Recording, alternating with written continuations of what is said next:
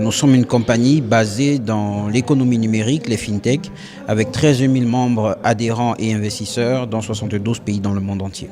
Est-ce que vous pouvez revenir sur l'importance de cette rencontre d'aujourd'hui?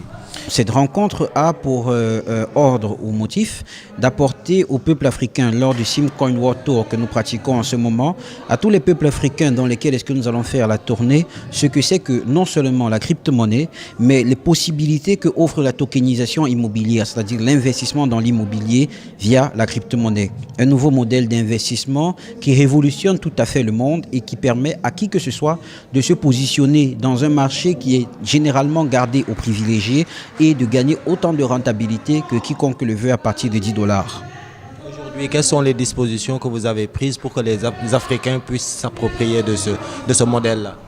Aujourd'hui, ce que nous faisons principalement, c'est d'éduquer. Nous avons une mission d'éducation. Lorsque les mobile money sont arrivés en Afrique, ils ont dû faire pareil. Ils ont dépensé des milliards en éducation, envoyé des gens dans la rue en t-shirt, montrer à tout un chacun comment on utilise un service mobile money. Aujourd'hui, nous sommes pionniers de la crypto-monnaie en Afrique et meilleurs dans notre domaine. Nous avons autant une mission d'éducation, de faire des séminaires, des world tours dans le monde entier pour montrer aux gens comment ça se passe, comment ça marche et qu'ils peuvent gagner de l'argent, faire de la transaction tout à fait de manière libre et subséquentielle autour du monde entier. Donc voilà, aujourd'hui nous prenons des dispositions séminaristes, nous faisons de l'éducation, nous avons des représentants et des bureaux un peu partout dans le monde et notre premier leitmotiv, c'est que l'Africain lambda devienne un libre utilisateur de ses ressources de richesse. Qui parle de Bitcoin aussi, on parle du passage de l'éco, du passage du franc CFA à l'éco dans la zone UEMOA. Aujourd'hui, quelles sont les dispositions que vous avez prises à votre niveau? Alors, la question de la monnaie fiat, du passage et du changement de nom et des protocoles interbancaires à notre niveau ne se pose pas parce que nous avons un modèle économique avec la crypto-monnaie qui veut que chacun est libre d'utiliser selon son bon vouloir. Non, nous ne parlons pas du protocole interbancaire que l'Afrique vit en ce moment, des passages à l'éco et du CFA. Non, nous nous intéressons vraiment pas à ça. Ce que nous intéressons, c'est apporter par un nouveau modèle économique une liberté de transaction, premièrement. Deuxièmement, un nouveau modèle d'investissement.